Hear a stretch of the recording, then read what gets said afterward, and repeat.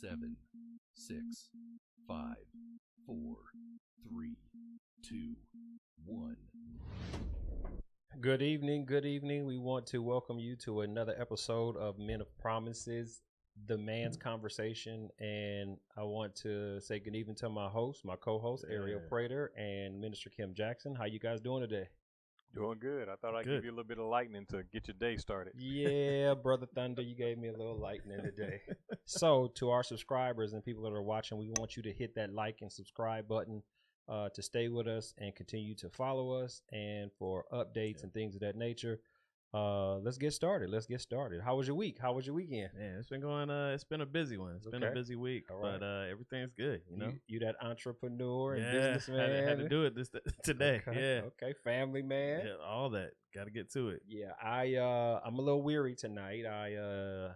My daughter had a lacrosse game this weekend. Wow. First lacrosse game in Georgia. She's in Murfreesboro, Tennessee at college, and they came down and we surprised her. We drove 2 hours to see her play. She was not expecting us. Yeah, that's she great. saw her daddy. Yeah. And was like, Dad, I don't have to be back in school until Wednesday. Oh, so man, I want to stay home with y'all. Mm-hmm. So I'm thinking, okay, I'll drop her off on Tuesday. Yeah. Right. She was like, no, Dad, my boyfriend he's leaving Monday, Tuesday night around 2 a.m. and I want to get back before. Wow. And I was like, that means I got to leave a day early. It's an 8-hour drive. 8 hours. Man. So I jump on the freeway at 2 p.m. yesterday. We get there at 10:15. And then you got to come back. Something told me, go back now. Go back, yeah. So I dropped her off at 10:15. At 10:20, I'm back on the freeway. 8-hour drive. Man. By myself. You can pull into wee hours this morning. And bruh, I pulled up at my house at 5:52 a.m. 5:52 a.m. Man. And then you had a day today. Like, you had to keep going, right? No, I couldn't keep going. I'm glad. You got some sleep. I didn't get any sleep. I got a little rest. I was napping throughout the day. Yeah. I got up at 8, turned back around, laid back down. So tonight is my rest. Oh, yeah, you're going to get it. You're going to get it. So all of it. I needed to make sure I was rested before I came and did this podcast. Yeah, so definitely. This is our 5th week. Yeah. We've had some good conversations. Yeah. Real good conversations. It's been good. The end of our conversation last week, we talked about the accountability of a man. Yeah. Why is accountability important to a man? Oh, man. Isn't that everything that a man is supposed to be about? Isn't that what older men say to younger men growing up, that, you only have your word and your bond and you that's all you got to live by? What are your thoughts? It was either a handshake and your word. I mean, back in the day, they did business on a handshake or your word. Right. And you had to be accountable to that handshake and that word. But now people don't operate in that same character. So we don't keep the accountability that a man needs. So let me give the definition of accountability. Yeah. It means to accept responsibility. The quality or state of being accountable, especially in an obligation or willingness to accept responsibility or to account for one's actions. Public officials lacking in accountability. There it is. All right. Okay. So why is that important to a man today? For today's man, give me the pros and cons in which you see accountability is in today's men. I think so. One important thing is, like I was saying, just knowing that you can count on somebody. Right. In friendships, in relationships, anything that you get into, you want to be able to count on somebody and say, hey, if I need you at any point in time, you're going to be there for me. I think that's important for any type of relationship, especially among men, and saying, do I believe you? Do you come through? Do you do everything that you say you're going to do? And that is important. Just trying to grow a relationship, doing everything that we do. What are your thoughts on what that means as today's man? Well, I go back to prior statements on this podcast, basically going back to you saying, my dad said we're doing this. The community came out. Yep. Your dad's friends, uncles, whoever it was, put you guys' strengths together and did whatever you needed to do, whether it was working on a car, whether it was working on a house, whether it was laying tile, floor, things of that nature. We see that today. We see that today in sports. Yeah. We see it in we'll be accountable in our NBA leagues, our football leagues. Right. We'll be accountable in watching football. Where do we see that relationally in men today? Yeah. And then my next question for both of us would be, is self-accountability important? Oh, yeah. Yeah, that's a great question though too. But reflecting on self, right? Right. And I think it is important. It's very important. I think that's all you really have to go by. Like when you meet a person, people say and talk a lot, we know this in this world. But when somebody comes through after they say they're gonna do it, and usually you got two good times of, okay, well, they didn't do it. You can't trust in that person anymore. You can't, anything they say is like, well, I don't really know if I trust that. So all of your accountability goes out the window, and you got to look in yourself, right? And say, do I want that do I want anybody thinking like that from me? What are your thoughts? So if I can't be accountable to myself, how can I truly be accountable to you? That's true. Because, and this is what I always tell people, for me to lie to you, I have to first lie to myself and then say the lie is good enough to tell you. And if I think it's believable, I'm hoping that you believe it. Right. So same principle. If I don't keep myself accountable to some things, to some principles and some morals, I then cannot accept helping you in the responsibilities that you have. Yeah. And so every time you call me, I'll give you the same excuse that I give myself. I don't feel like doing it. I was busy. Blah, blah, blah, blah, blah, blah, blah. It's important for today's man to understand that a self-accountability first and foremost. That's your character. That's your morals. That's your principle base. And when you take that into the world, there are other people who are relying on your accountability to yourself, hoping that you can be accountable to them. That's good. So for years in the late 90s, I did what were called discipleship groups. I did one. I was a participant in one, and it was 10 months. It was the longest 10 months in the world.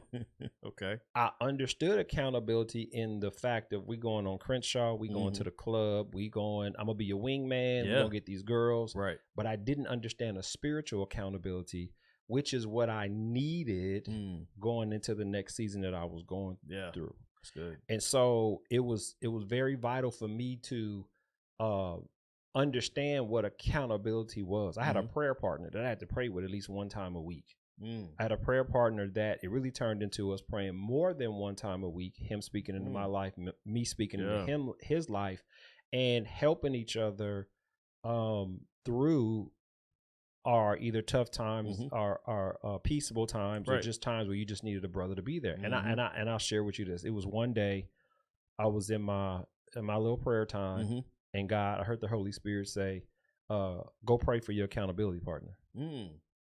So I call him. He does not answer the phone. Right. So his voicemail came on. And I was like, well, let me hang up. And I heard something say, no, pray for him. Okay. So his voicemail is on, and I just started praying.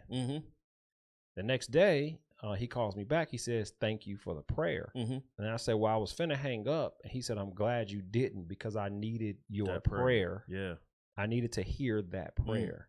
Now, not only did I have to be accountable to myself and establish standards and morals for me, it helped him in the situation that he was in. Right. So accountability really has three different faces, because we have to be self-accountable.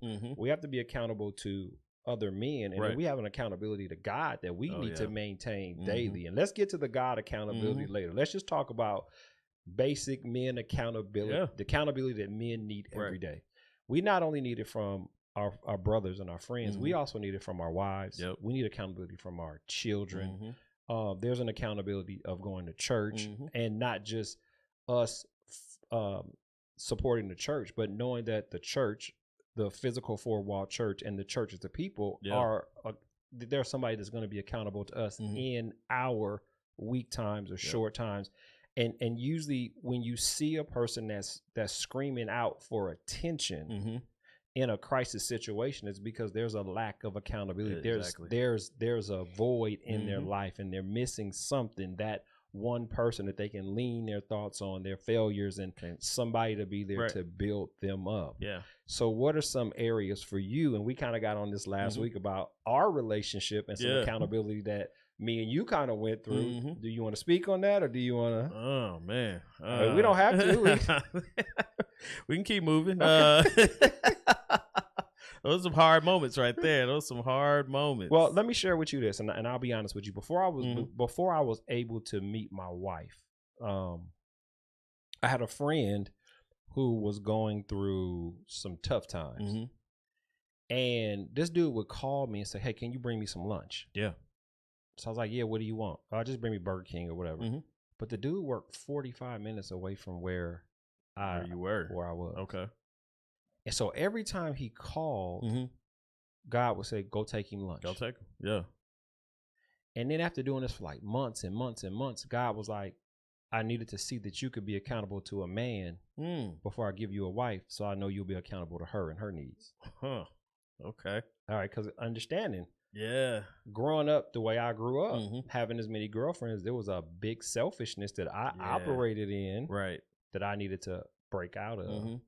So God was saying that I need you to be accountable to this man for this season. Just to show you. Just to show. Training. Yep. Just to show. Yeah. That's really good. And I do want to go back to something you said.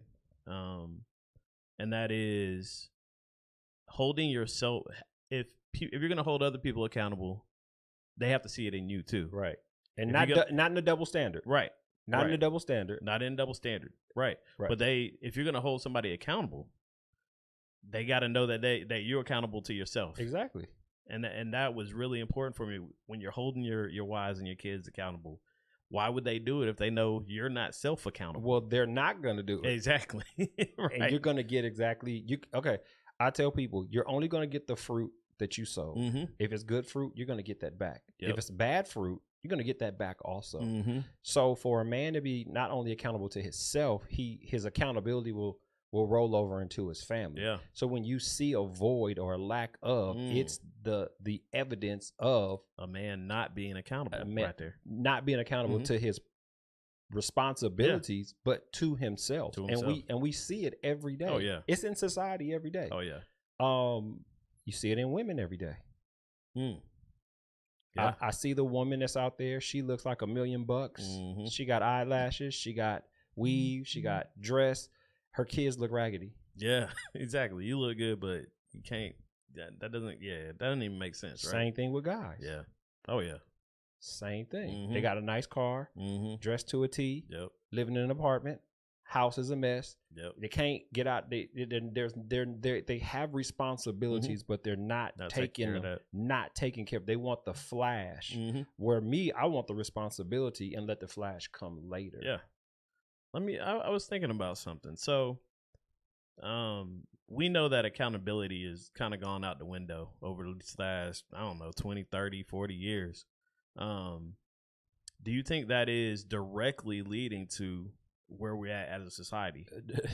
If it's not a direct effect, it's the vehicle that has transported us to where we are today. We know how people, older dudes, grandparents, those type of people, how men held themselves, right, and it was a handshake, and you can go on the handshake, and that's it, right? They do business, they do bank loans on that. That's right. That's how they used to operate, right?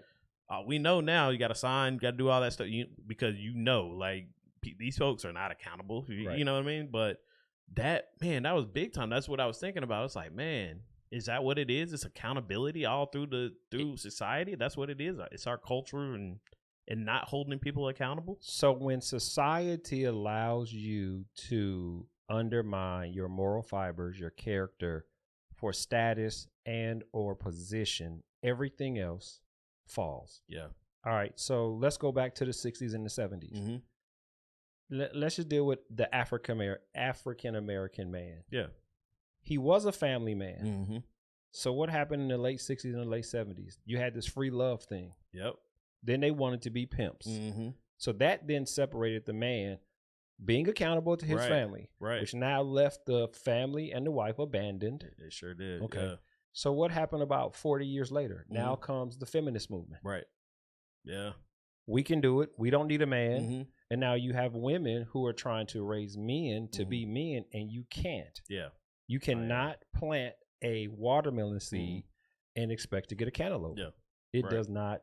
And even in my case, my mom raised a very responsible man. She did. But she could not make me everything. She couldn't give me the essence of what a man was because she doesn't hold that in her. Right. Okay. Right.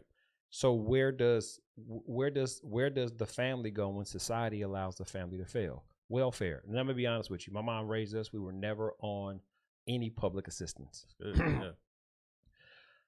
We never got on public assistance until me and my wife had been married maybe 3 or 4 years, and we had 2 kids. Maybe she was pregnant, and it was the worst thing in the world. And I'll be honest with you.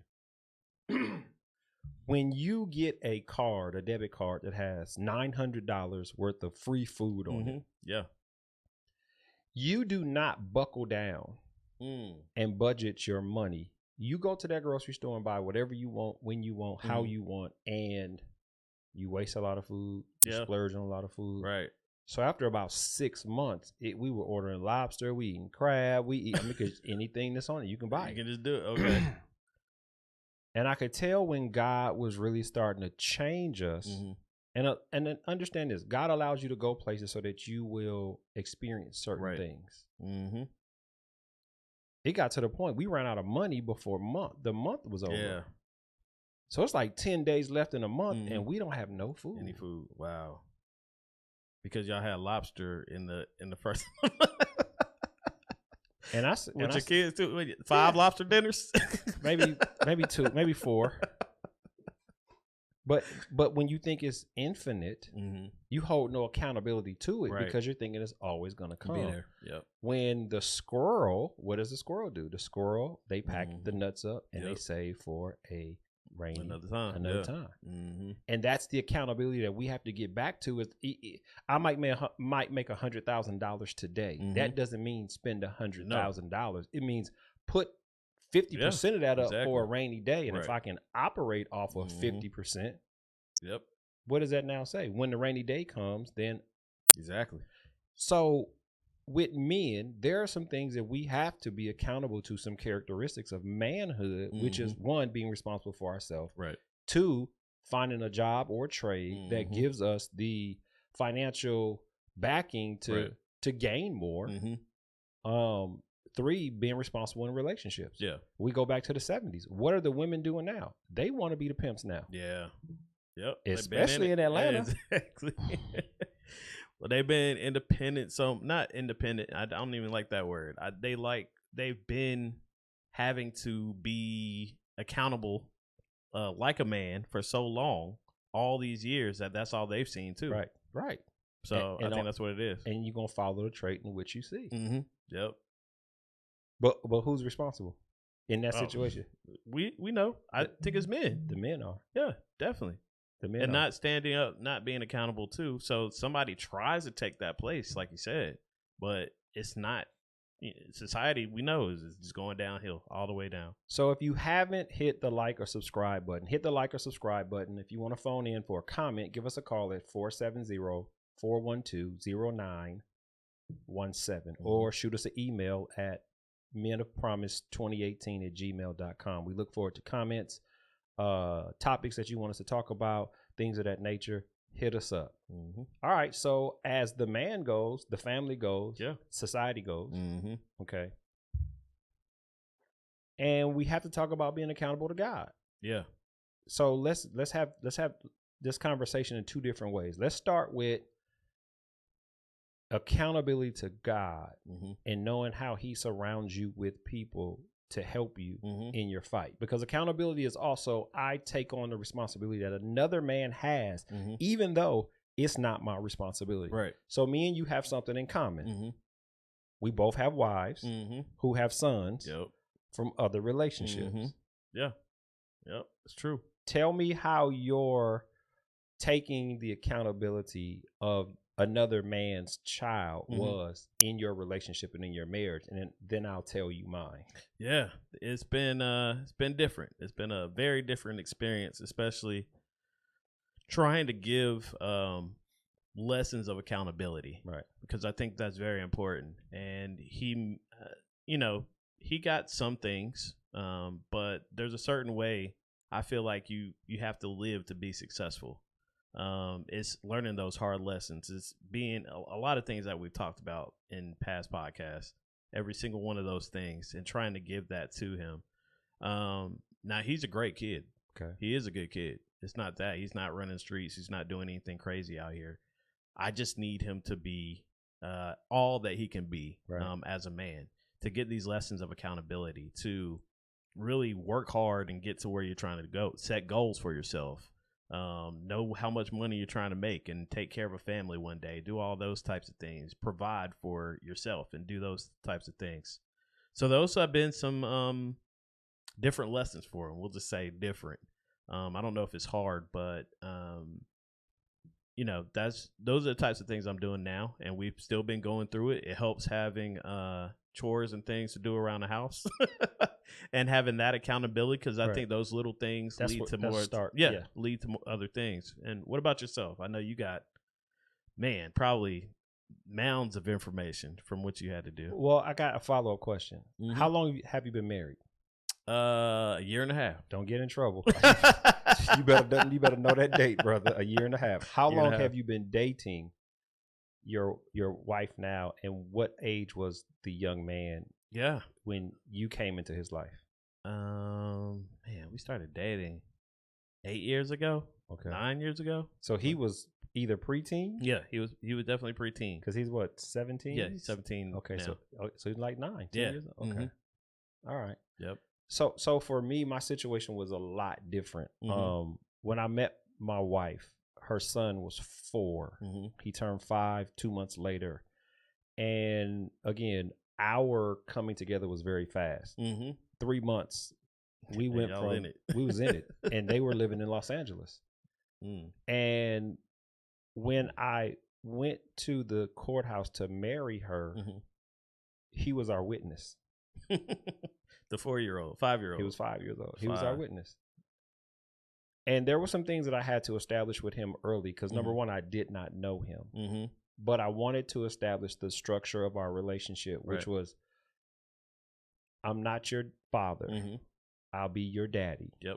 Your father and daddy can be inclusive of the same person, but your father is the one that gave you birth, and your daddy's the one to take care of you. Yeah. You're living with me, so I'm your dad. You don't have to call me dad. You can call me Craig. I'm not your father. I had a stepmother, and this is your mother. No, it's not my mother. She's only like 12 years older than me. Right. So I'm 12. She's 24. You know? I could have dated her. Right. You know? So I never want to put that step parent stigma over him. Right. Because the step parent, just like, in stories that I've told, they always treat the kids. Now, my stepmother didn't. She was very much loving, very much fun. She was still a kid herself, so we didn't get that. But the difference was how she was raised versus how we were raised. So what I told my son is there are no stepfathers or stepsons in this relationship, because steps are used for two things, either walking up on or walking down on. And we're not going to walk on each other in this relationship. We're not going to walk over. You are who you are. I am who I am. The biggest thing, and this is a big dynamic that most people do not give I'm going to use the word stepfather, the credit for. When you take a child at 5 years old and you raise him to be the man that he is, that stepfather is not perfect. Yeah. But if he's successful in his own accountability, his own responsibilities, he's going to push that child to be responsible also. Exactly. What happens in this dynamic is the stepfather does not get the credit for creating the man that his stepson has become. Right. Guess who gets the credit? The father. The father. Yeah. Goes back to his genes. It goes back to his genes. And even though you you don't have to get credit for everything that you do. Right. But the society today, selfish society, says, why would you raise another woman's child? Yeah. So I had to take him as my own and let him know you're going to be my own. Right. And then we had the naysayers in the background. He's going to treat you different than he treat his own kids. And it was just a whirlwind of just, and one day he came to me, he said, you treat me different than my brother. And I said, tell me how. So we had this ritual, you know, kids 4 or 5 years old like to walk around and not tie their shoes. So I told him, tie your shoes. Yep. He wouldn't tie them. So now we got to replace shoelaces. We struggling. Right. Okay, we struggling. He wouldn't tie his shoes. He wearing out shoelaces. So what I made him start doing is every time I caught him with his shoes untied, I will make him untie his shoelaces, tie him up. 45 minutes each side. Okay, that's a lesson. That's a lesson teacher right there. And guess what? He started tying his shoes. Yeah.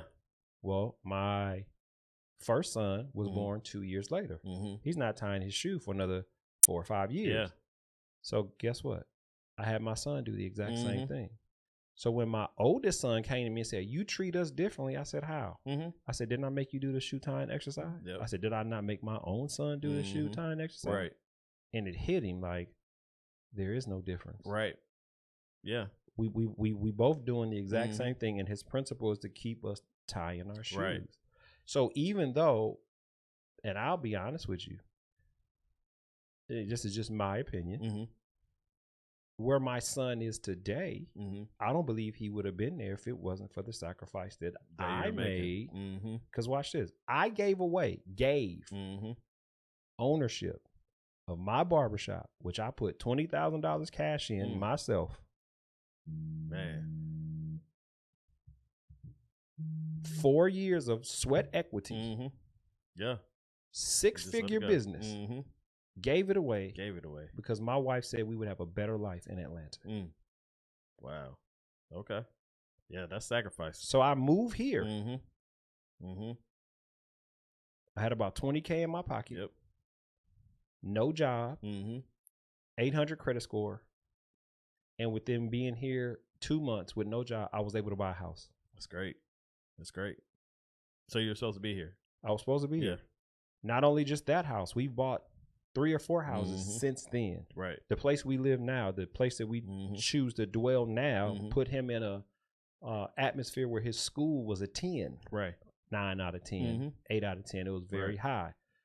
Those type of influences has a lot to do with how you grow up, how you grow up, what you get from life. But again, who gets the credit? Oh yeah, yeah, we already know. Now I want to say this: if you're a stepfather out there, if you're a stepfather, stepdad, or daddy, and you're out there doing it, and these are not your children, and this is what men do not hear, I want to say thank you for what you're doing. Yeah, and I want to say I appreciate the effort that you put in raising another man's child.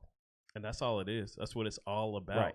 We don't get the accolades, the applause, the pat on the back that we deserve, because most people won't see the effort that we put in. But the accountability for a man to take another man's responsibility. And I'm not saying his father was not in his life. Right. I can tell you the impact that I put in his life was very different than what his father was doing. Yeah. You're there every day. I was there every day. Yeah. You can reinforce, you can have lessons, hard lessons. Right. That somebody that's in and out that doesn't have to teach. Right. Yeah. Because they see them on a weekend. Yeah.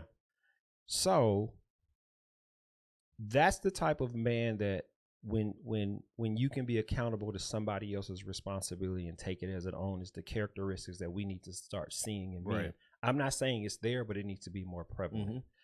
So when a man is going through something, the accountability for another man to come and help him stand in that challenge. And I'm going to go biblical. We'll go back to the Bible where the children of Israel were fighting in the desert. Yep. Moses is on top of the mountain. God sent Aaron and her.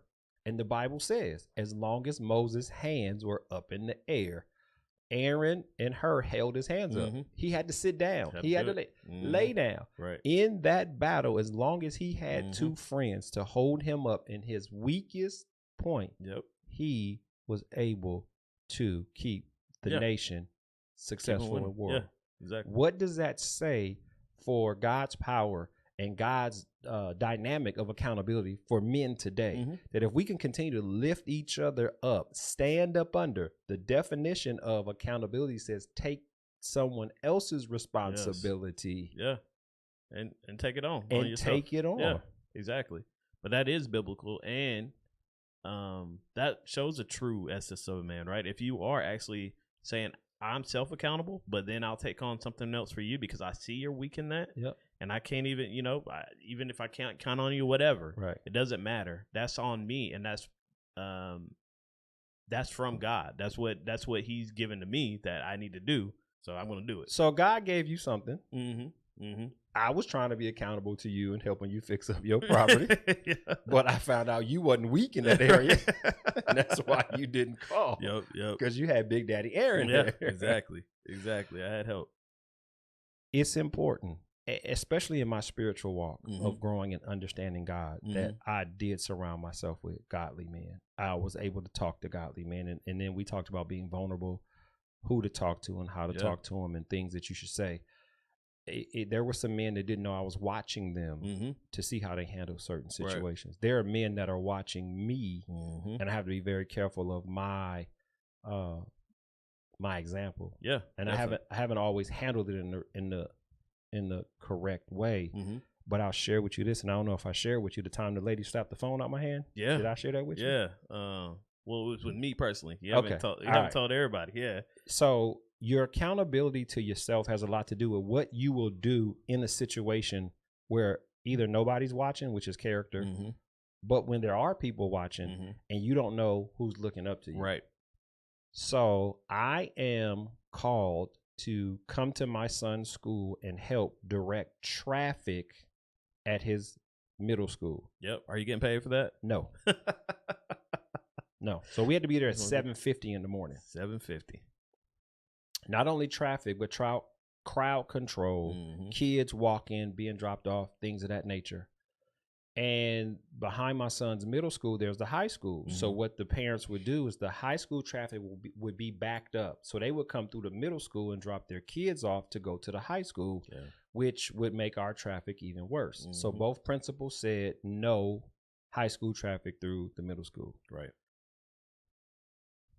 Again, my son is riding the bus. Don't even need to be up there. I don't need to be up there. It doesn't affect you personally at all. But being a man of community, being a man of responsibility, when you see something that needs help or assistance, you put yourself there to do it. Yeah. So this was the call. If they don't listen to you, just take a picture of their license plate, give it to the school resource center, and the school will deal with it. They'll get in contact with the parent. Right. So we told this lady, you can't walk your kids to the high school no more. We're stopping that. We had 2 kids almost get hit because they were running. I mean, it was chaos. So I told the lady, I walked her, I said, you can't do this. I'm going to do it anyway, blah, blah, blah, blah, blah. So I said, ma'am, you can't. I said, okay, no big deal. I'm just going to take a picture of your license plate. Right. Take my camera out. Whap! Slaps it out my hand onto the ground. Your personal phone. My personal phone. So as I'm gonna be vulnerable right now. I'm gonna be honest with you. As I'm bending down to pick the phone up, I'm already squaring her up, or I'm gonna hit her when I stand up. Yep. That's what's boiling up in me. Now this is the problem. We are more accountable to keeping our phone and our device safe and sacred than we are our character. That's good, man.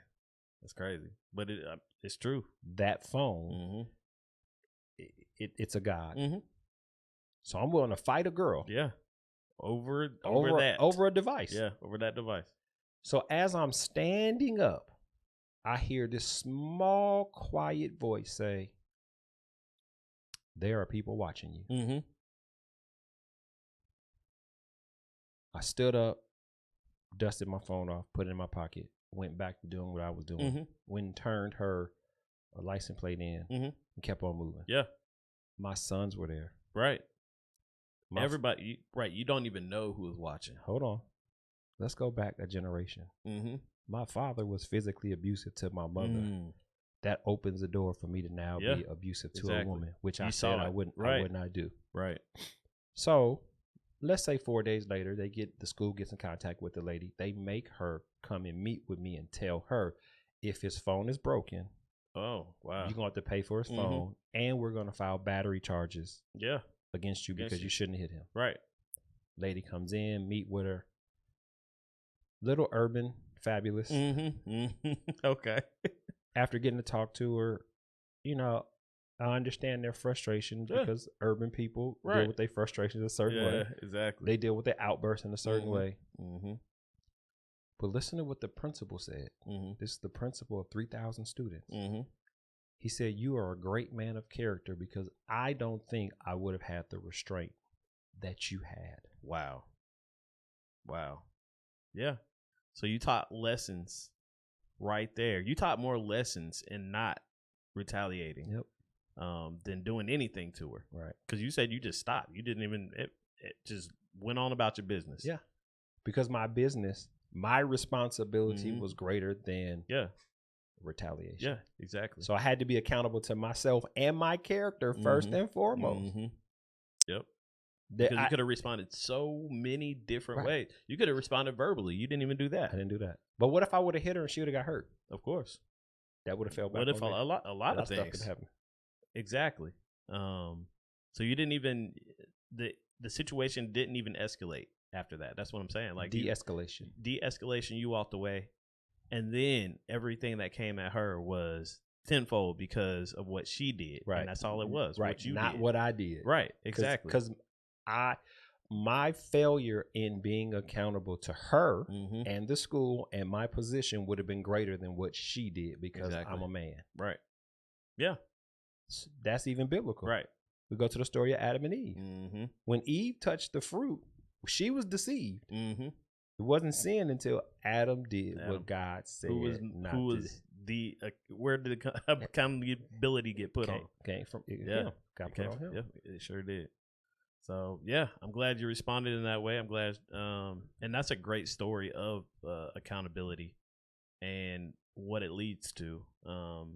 When you are accountable, when you're thinking about other things and being and knowing, who am I? Who's looking at me? Who's doing things? Who sees me in my actions right now? Right. And you would want that from your sons too. That's how you would want them to react. That's how you tell them to react. I know it is. And then I know that's how the school tells those kids to react. Think about what you're doing. Think about the things that you are doing. But it's so hard to do it in the moment. And you did it. And you taught more lessons in that. So great story. The accountability of hearing the voice then said, I know I'm accountable to a higher power. Yeah. Which is your accountability in your relationship with God. Let me ask you that question because had you not been in tune, we would already know what would happen, right? Let me explain something to you. You know Dr. Jekyll, Mr. Hyde? When I get angry, I turn green. And I don't remember. Wow.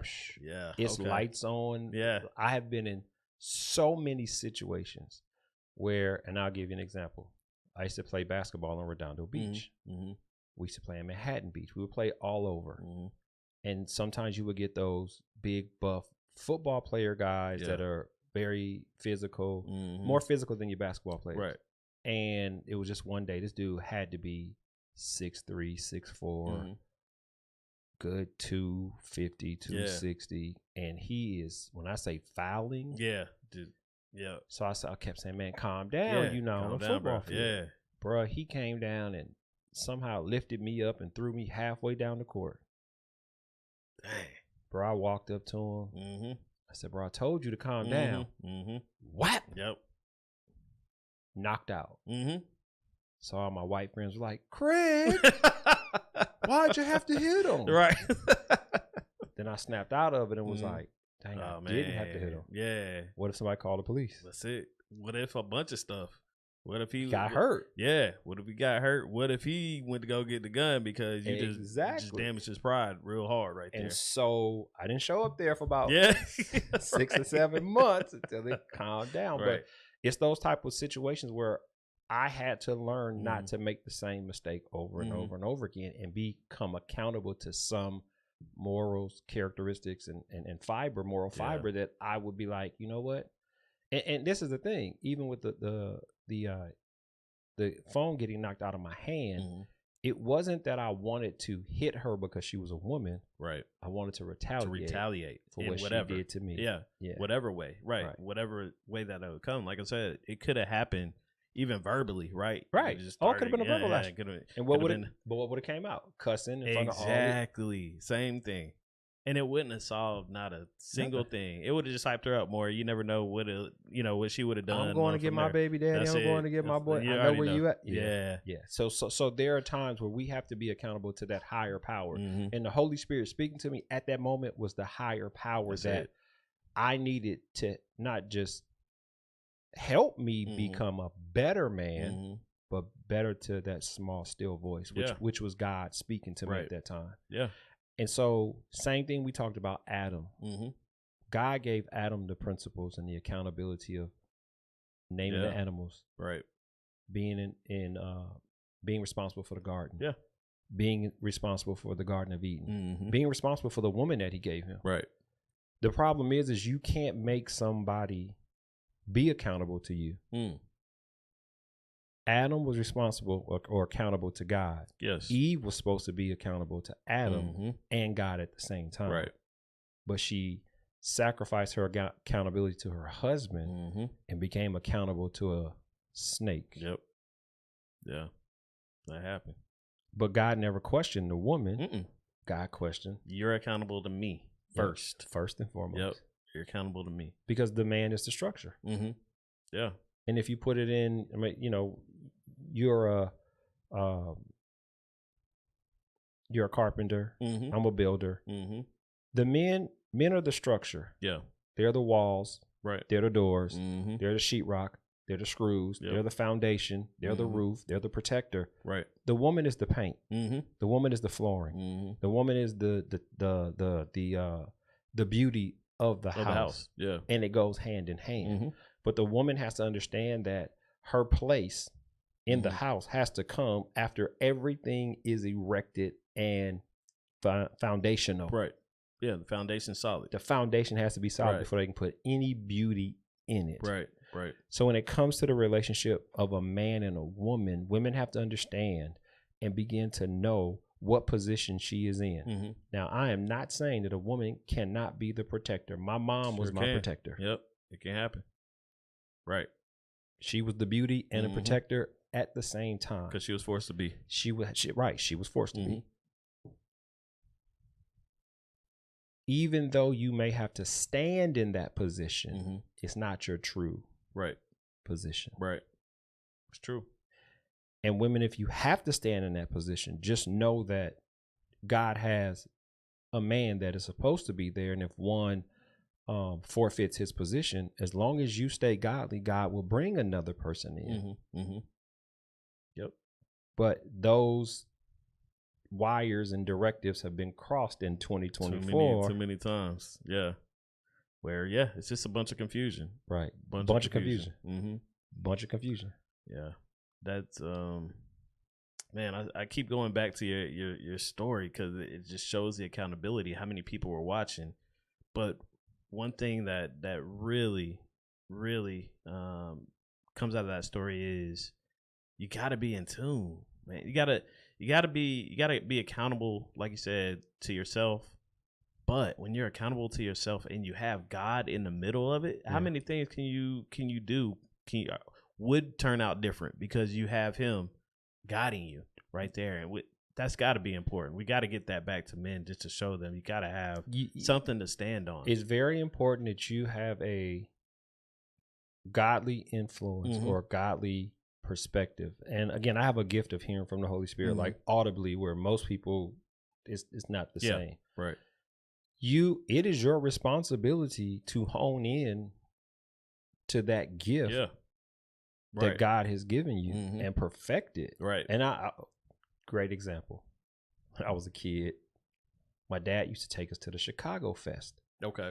You know what the Chicago Fest was? Back in the day, the Chicago Fest was a R&B music festival that went on for like 2 or 3 days. It was in Chicago. In Chicago. Had to be 4 or 5 years old. Yeah. So we would drive from LA to Chicago. Wow. Okay.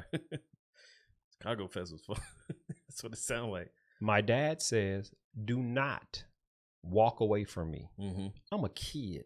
I am attracted to anything that's shiny. Anything moving. So I go one way. He goes another way. Mm-hmm. He does not come and look for me. I don't know how long it was, but I'm looking for my dad. Now, one characteristic that my dad did is he kept a, I don't know how he had it, but he always wore his keys around his belt loop. Okay. And when he would walk, his keys would jingle according to his walk. Mm-hmm. It's music playing, people screaming, people yelling, people singing. It's all kind of noise. Yeah. I'm listening for these keys, jingling. Walk back up on my dad, scared as heck, acting like nothing happened. Bro, I didn't leave his side again. Yep.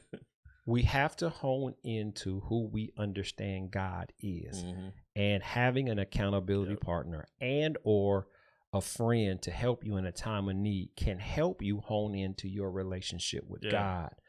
And when you get that relationship, you stick with it, because if it's not given godly, it's given satanically. And a satanic base will always come back with a satanic fruit. Yeah. A godly base does not mean that you won't have trials and tribulations. It still happens. Your trials and tribulations are going to come to get you closer to God, to hear from him in a time of need, in a time of war, in a time of fighting, like with Moses and his brother in the battle with the Israelites. But what about that personal time? What if you can't get to an accountability partner? Again, I heard the voice of God say, don't do it. Don't do it. There are people that's watching you. People are watching you. Yeah. What you needed at that point in time. At that point. Exactly. Because God knew failure was not even a thought away. Yeah. It was about to be instant. Right. And once I became accountable to the voice of the Lord, it not only helped me with my character, but it helped me with not having the circumstances that I could have had. Many, many times, I'm sure. Me hitting her hitting the ground, her hitting me breaking a jaw. I've knocked dudes out. She was only 115 pounds. So sure. Yeah. It is important that men come into a relational it's important conversation, a relational agreement, a relational commitment with God, with a pastor, with a church, with a man that lives by godly principles. Exactly. Because if I get COVID and go into a room with 1,000 people, I have the ability to infect 1,000 people. Right. If I'm a billionaire and I go into a room with 1,000 people and give 1,000 people $100,000, I have the ability to infect. What? But what? Right. Same thing. How many people are going to lose $100,000 because they don't have any character, morals, or structure or standard? We already know. So for the man who does not operate in moral structure and standard, even though you may get something illicitly, you're not going to be able to hold on to it because it wasn't built on the proper foundation. Proper foundation. I got friends, dope dealers, drug dealers. Yep. They living high, they living mighty. Easy money, easy come, yep. Easy go. And still be broke sometimes. Man, I never knew this would happen to me. Bro, what did you expect? Right. Man, Craig, you've been in the barbering industry for 40 years. I went to school. I studied my craft. I'm committed to my craft. I'm not doing anything illegitimate. Right. So only thing that'll come back to me is positivity. 90 to 99% is positivity. Exactly. Yeah. Like I said, I really feel like it's key to have that relationship, because just thinking about all the things that could go wrong, but how many situations are men in daily? that if you don't have that voice, that turns your whole life around, right? What if you hit the lady, she fell down, who knows, fell in the wrong way, you facing a murder charge. Who knows? Right. But how many times are you protected because you hear the voice versus other men that don't, and then they're in those situations? So it happens to men every day. Right. They do it every day. Yeah. Men cheating on their wives. Right. Men cheating on their, taxes. And what's done in the dark is going to come to light. Yep. It's going to come to light. And there are plenty of times that I know if I didn't follow the voice of God, I would not be where I am today. Right. I'll share with you a time I didn't listen. Jet ski party, Paris Lake, California. Saturday, 1:00, all on the radio. It's being blasted everywhere. Number one radio station in LA, so I know it's gonna be people down there. I got 2 jet skis. It's a Saturday, a Sunday. I don't have nothing to do. I'm going. Yep. Something said don't go. It's all right. I'm not gonna go. Man, I'm finna go. Nah, Okay. I'm not gonna go. Yeah. So it started at 1. I get there at 2. Okay. Bro, it's 4 people there. 4 people. 4 people. I'm thinking it's the greatest thing in the world. I end up in the hospital before the sun goes down. On a jet ski? Had a jet ski accident. Oh man. Yeah, that don't sound fun at all. If I wouldn't have went, I wouldn't have been there. Fine. Yep. Yeah. And I had to learn to hone into that voice. Whatever that voice is, hone into it. Stick with it. Yep. Commit to it, no matter what. Yep. Hearing God tell me my wife was my wife and moving forward with that, accountable to that voice, has kept me out of problems. Because if I would have moved to Atlanta before I married my wife, right, it would not be fair out there. I can tell you that right now. It would be 7 babies, but 8 baby mamas, because 2 of them would have been that's my baby. No. I'm just saying. So God knows what he's preparing for you, but you have to be the one to say, I'm going to commit to this despite the challenges, despite what it may take away from me. Imagine giving your house away, your income property. God is telling you, hey, I'm going to move you to South Florida. He ain't telling you what's to come, but I want you to give this away. Sweat equity, years of profitability. Yeah, that's hard. That's real hard. But it was part of what I had to do to get here. Right. But guess what he transferred me to? Instant movie industry. Right. Instant gift, make room for you. It wasn't about a barbershop. It was beyond that. I just went to a whole nother level. Yeah. I'm going to the premieres of major movies 4 or 5 times a year. I'm in a jet getting private chefs cooking for me. I'm getting $150 a day per diem, and I'm just blowing. You understand what I'm saying? Right. It was like God was like, all right, you want to trust me? Yeah. Okay. And I got you. Then I got you. Yeah. Be accountable to me, and I got you. I could not plan. I could not route out. I could not think of the places, the experience, the people I know, people I've come in contact with. Yeah, because you're accountable. Just be accountable to me. So I went to I forgot what award, Trumpet Awards, and I ran into Neo. Okay. And he looked at me like, I know you. And I said, I was the barber on Stomp the Yard. He was like, oh, bro, what's up? Gave me a hug. Wasn't no conversation, but guess what? He recognized you. Yep. Right.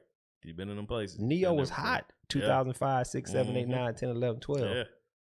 True. I would have never got that opportunity had I stayed in LA. Right. Because where God wanted to place me was here in Atlanta. Right. Yep. And you listened, and you got your blessings from there. So it's important. It's important, man. And I know that may be a challenge, not just physically, mentally, but with your character. What am I getting into when I get into a relationship with God? You know what?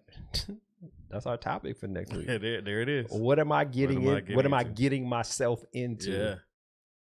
Yeah.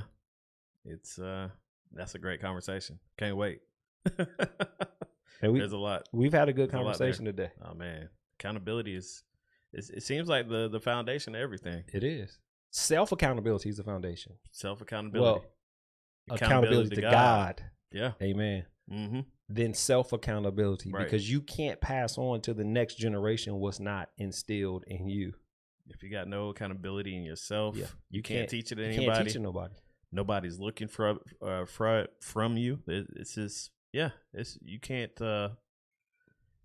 have trust or build relationships at all without that self-accountability. And then Nobody's gonna trust you. But then also on the flip side, you can't trust other people. Exactly. Yep. It's definitely all about self and just accountability. But when you're accountable to God too, good things happen. Right. And so the flip side to telling a lie to yourself and to somebody else is, for me to be accountable, I got to tell myself the truth about myself and my character before I can change it before God and be presented in a totally different way. Men, and we got to deal with the men, you have to be truthful with yourself. Got to be truthful. There are people in your lives that are trying to get you to be accountable to the truth or what is true, and you don't want it. Yeah. Got to be accountable. And so you're delaying your progress because you do not know what's around the corner. Right. Let's deal with the exposure of these comedians and the exposure of these people in the entertainment industry. Yeah. In 2024, they didn't believe that what is happening now was going to happen, and what's happening. Yes, because they are being held accountable now Because they weren't self-accountable. Exactly. And they didn't think it was going to get out, but it did. It did. And it's hitting. It's hitting a lot of people. A lot of people. Yeah. A lot of people. And I have prided myself to keep myself out of trouble so that when God brings judgment, I'm not in the mix. That's good. I've actually pulled myself away from actors, people in the entertainment industry who I now know are going through this exposure. Yeah. And if I was connected to them at that time, when their name comes up, who else's name is coming up? Your name will be right in it. I'm right along. And then birds of a feather flock together.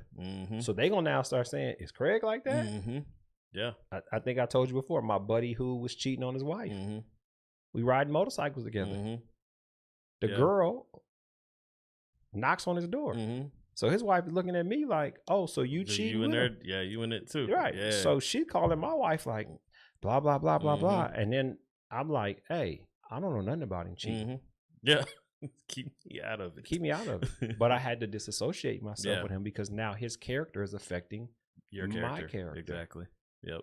Yep. It's true. Birds of a feather flock together. Good conversation this week. Yeah, it's been good. Minister Kim. Yeah, I was letting you guys talk. Okay. Well, we appreciate the bishop allowing somebody else to have the pulpit or the mic. Well, you know, I try my best to make sure you guys are blessed in the studio. You're doing God's will. Yeah. We appreciate your accountability. Do you guys need some holy water so make this situation be a little bit better? No, we don't need no holy water. All right, then I'll hold my holy water. Well, thank you. We appreciate that. So if there are any men out there, and even though this conversation is a man's conversation, it's just not inclusive to men. It's inclusive to young men, teenage men, and even women. I think I'm going to bring a woman in to sit in and have a man's conversation. On a man's conversation, because this is the thing. Reverend Carlton, who was here a couple weeks ago, has a podcast that they do, and it's about Kingdom Couples Chronicles. And I support him in anything that he does. If it's a snowstorm and he's selling ice cubes, I'm going to buy some. So, but it's a very good conversation. It's a very good topics of what couples need to go through or what they need to deal with. And so they were having a men's panel where the women would ask questions, and they would have a women's panel where the guys were asking questions. And I made a statement about women versus men. And the statement was, women don't know how to accurately deal with a man's emotions. They deal with a man's emotions based off their emotions and not his emotions. Okay. So the reason why I want to bring a woman in is because I want a woman to now begin to see and hear what men have to go through, and not, I don't want to use the word judge, but oversee your man and what he's dealing with every day, and not based off your emotions, because the emotions from a man and a woman are totally different. They are. I haven't seen anything in the Bible where it says that a man is supposed to yield to the needs of a woman. I see in the Bible where God said it's not good that man be alone. Right. And God created Eve for man, that he would have companionship. Because who is Adam talking to? God only. God only. Yeah. But it was God physical, or was he in the spirit? In the spirit, yeah. Well, he was physical then. He was walking through the Garden of Eden. Right. In the beginning, yep. Could Adam be vulnerable with God in an intimate way? And I'm talking sexual. Because watch this. If you go through the Bible, from Genesis 1 and 2, all the way to the time God created Adam, God made everything create after its own kind. Right. Everything except for man. Yeah, that's true. Yeah. That's serious. So there was some things that God needed Adam. God needed Adam to go through, so that when creation of woman came, he was ready to go. Because guess what? If you don't deal with your emotions, you're not gonna know how to deal with her emotions. Right. If I didn't leave and take that man, spend my hard-earned money, drive 45 minutes to take him something to eat, and then drive 45 minutes back, because of based on my character at the time, if I didn't develop that, I might not have passed that on to the needs of my wife. Yeah, it's true. Hard lessons. One more thing. When God created Adam, it says he put Adam to sleep and he slept. What that means is the will of man has to go with God's project, God's assignment. Adam sleeping, yielding to what God was trying to do, because he had free will. He could have fought it. Yeah.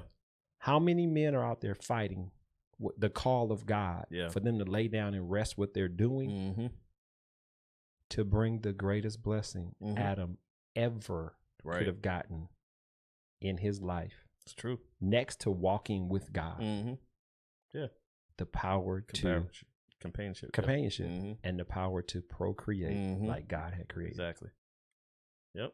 So in conclusion, men, your accountability to yourself is very important. Your accountability to truth and wisdom is very important. Yes, it is. Your accountability to God is very important. Your accountability to support another man in his vulnerabilities and his shortcomings is very important. To be accountable to somebody else also is important. Right. Accountability to your family, accountability to your neighbors. There's one scripture in the Bible that says if you see your neighbor's ox fall, pick his ox up. Yeah, pick his ox up. Yeah. Help his ox up. If his ox is lost, you keep it, feed it until he comes. Yeah. That's accountability. It is. Yep. What would the person do today? Oh man, they take the cat. Ox be gone. The ox is gone. Good oxtails. Everything. There you go. That's the selfishness that people operate in. Exactly. So, in conclusion, we got to start with self. We got to go to God. We got to look at what we're putting out in the atmosphere, in the universe, and be accountable to that. Yes, definitely. So again, you can find us at menofpromise2018@gmail.com. That's our email address. Our website is being put up, which is Promised Land International Ministries. We will have this link to our YouTube page, which is Promised Land International Ministries, I believe. We're still working those kinks out, but we like for you guys to like and subscribe what you see on Seven Springs Studio, LLC, on YouTube. If you like it, subscribe to it. Yeah. If you think it's good, like it. If you know somebody that may need this message, share it. Share it. We appreciate that. Let's pray out. You want to pray? I'll pray. I can pray out today. There you go. Dear God, thank you for this day. Thank you for this great conversation that we had tonight, Lord. Please let it get into a man's ears that might need to hear this, Lord, tonight or any other point in time where they're going through. Lord, we just want to make this a conversation that, Lord, uplifts you and then gives some good direction for men out there. Yes, Lord. Please, Lord, let us have a great night, and we'll see you next time. Thank you. Thank you. In Jesus' Jesus' name. name. In Jesus' name. In the name of Jesus. Amen. Amen. I like that. Blessings, blessings, blessings.